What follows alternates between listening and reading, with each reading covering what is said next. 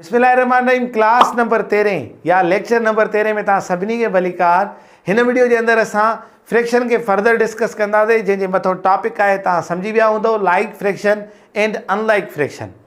असां ॿिन्ही जो कंसेप्ट सम्झंदासीं ऐं इन जी जोड़ कट के ॾिसंदासीं। सोचो त स्टार्ट कयूं था पंहिंजी क्लास के। सभ खां पहिरियों इहो ॾिसंदासीं त लाइक ऐं अनलाइक जो जेको कंसेप्ट आहे उहो प्लस ऐं माइनस में अप्लाई थींदो आहे। हाँ अचो तो इन ॿिन्ही खे ॾिसूं था। जीअं त असां पढ़ी आया आहियूं फ्रैक्शन यानी अपान में लिखियो वेंदो आहे। ज़ाहिरी ॻाल्हि आहे फ्रैक्शन में भी जोड़ कट थींदी, जीअं असां आम सॼनि अददनि में जोड़ कट कंदा आहियूं। फ्रैक्शन भी हिकिड़े क़िस्म जो नंबर आहे पर इनकम्प्लीट आहे, सॼो असां डिस्कस करे आया आहियूं। पर हाणे हिन वीडियो जे अंदरि असां ॾिसंदा लाइक फ्रैक्शन छा खे चइबो आहे, जंहिंजा छेद हिक जहिड़ा हुजनि। हिक जहिड़ो यानी लाइक माना हिक जहिड़ो अणपूरो उनखे चइबो आहे जंहिंजा छेद हिक जहिड़ा हुजनि। इन खे असां लाइक फ्रैक्शन वारे इन में खाने में पुट कंदा आहियूं। हाणे असां माइनस में भी ॾिसूं था त जेकॾहिं छेद हिक जहिड़ा आहिनि असां उनखे लाइक फ्रैक्शन चवंदासीं। ऐं ॿिन्ही जो मां तव्हांजे साम्हूं मिसाल लिखियो आहे। ऐं लाइक फ्रैक्शन जो जेको जोड़ आहे ऐं लाइक फ्रैक्शन जी जेका कट आहे वेरी सिंपल आहे। यानी कीअं तव्हां छा कंदा आहियो, जॾहिं तव्हांखे लाइक फ्रैक्शन मिले न त तव्हां छा कंदव, सिर्फ़ु छेद जेको आहे उहो हिकिड़ो दफ़ो लिखंदव। यानी 12 12 तव्हां हिकिड़ो दफ़ो 12 अपान में लिखो ऐं मथियां अगरि डायरेक्ट पाण में जोड़ कयो 7। हे तव्हांजो जवाबु आहे। हिकिड़ो ॿियो मिसाल 4 भाङे 24 प्लस 1 भाङे 24 असांखे लाइक फ्रैक्शन में आहे। इन जे करे तव्हां छा कंदासीं, 24 हिकिड़ो दफ़ो लिखंदासीं ऐं मथियां पाण में डायरेक्ट प्लस कंदासीं। हे असांजो जवाबु आहे।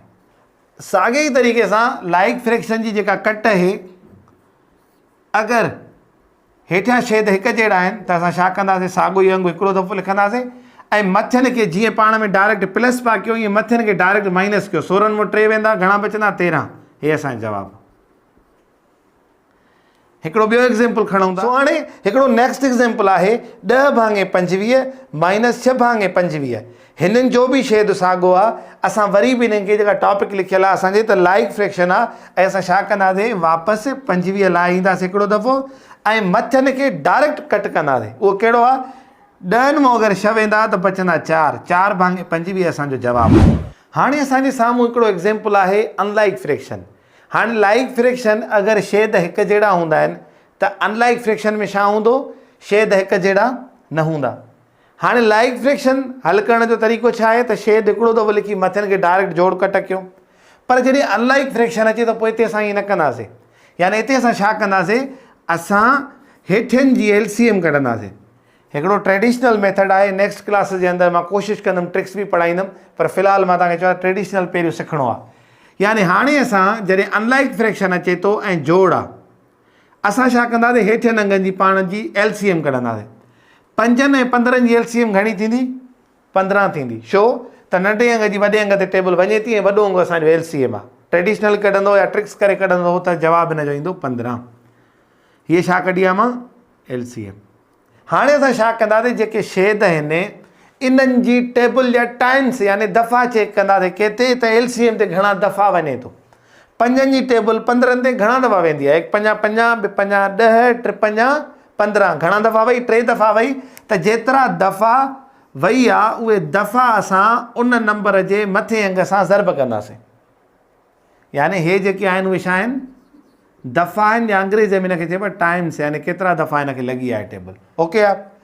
15 जी 15 ते घणा दफ़ा टेबल वेंदी, हिकु दफ़ो। LCM कढो, उहा रखो, पोइ छेदनि जा टाइम्स चेक करे हिक हिक जा उहे उन जे अंश सां ज़र्ब कयो। सिंपल। पोइ हिनखे पाण में ज़र्ब कयो, 3 टिका 9 ज़र्ब ख़तमु। विच ते जेका निशानी आहे उहा लाहे अचो, 1 2 2। पोइ छा कंदो, हाणे असांखे 2 अंग मिलिया आहिनि 9 ऐं 2। इन्हनि खे जोड़ कंदासीं मथियां पाण में डायरेक्ट त थींदा 11। हेठियों अंग साॻियो ई रखंदासीं। हे असांजो जवाबु आहे। हाणे जोड़ में तव्हांखे लाइक फ्रैक्शन जो जोड़ बि सम्झायो ऐं अनलाइक फ्रैक्शन जो जोड़ बि सम्झायो। साॻे ई तरीक़े सां हलूं था असां, साॻियो ई दर्जो खणी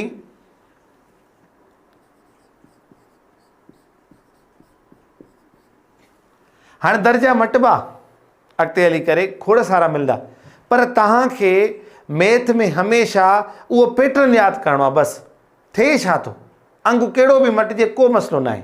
हाणे थियो छा आहे, अनलाइक माइनस मिली आहे न, लाइक कीअं पिया कयूं त डायरेक्ट उहा अंगु रखी करे मथियां कट पिया कयूं, हाणे अनलाइक मिली आहे, को मसइलो न आहे। तव्हां प्लस ऐं माइनस ॿिन्ही में LCM कढंदव। तव्हां छा कंदव, जॾहिं बि तव्हांखे प्लस मिले या माइनस मिले, इन्हनि में निकिरंदी LCM आहे, पर कंहिं में जेके अनलाइक हुजनि, जेके असांखे हाणे मिलिया आहिनि। अच्छा, हिननि जी LCM साॻी निकिरंदी 15। इन में बि तव्हां टाइम्स पढ़ंदव, यानी पहिरें छेद जो उन पहिरीं LCM जेका निकिती आहे उन ते घणा दफ़ा थो वञे। 5 जी टेबल 15 ते घणा दफ़ा वेंदी, 3 दफ़ा। दफ़ा किथे लिखणा आहिनि, साॻे ई मथे। अचो 15 जी टेबल 15 ते घणा दफ़ा वेंदी, हिकु दफ़ो। ॾिसो साॻियो ई तरीक़ो आहे सॼो, मां इन करे नंबर बि चेंज न आहिनि कया, साॻियो हिकिड़ो दफ़ो वेंदी टेबल। अचो हिन खे ज़रब कयो, 3 टिका 9, माइनस आहे त माइनस लाहे अचो, 1 ॾूं ॾूं। हाणे असां छा कंदासीं, उहो ई कंदासीं जेको हिन दर्जे में कयोसीं। हाणे 9 मां 2 कट कंदासीं। हिन में छा कयोसीं, 9 में 2 जोड़ कयासीं। 9 मां जॾहिं 2 कट कंदासीं त असांखे जवाबु मिलंदो 7। ऐं छेद असां हिन में बि साॻियो लाथोसीं, हिन में बि साॻियो लाहींदासीं। हे असांजो जवाबु आहे। सो हिन वीडियो जे अंदरि तव्हां असां लाइक फ्रैक्शन कहिड़ा हूंदा आहिनि, अनलाइक फ्रैक्शन कहिड़ा हूंदा आहिनि, प्लस माइनस में असां उहे सिखियासीं।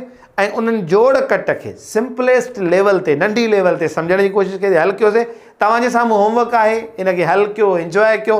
इंशाल्लाह वरी मिलंदासीं हिकु नई क्लास में। तेसिताईं गॾिजो सिंधी थाट सां। अस्सलाम वालेकुम वरहमतुल्लाह।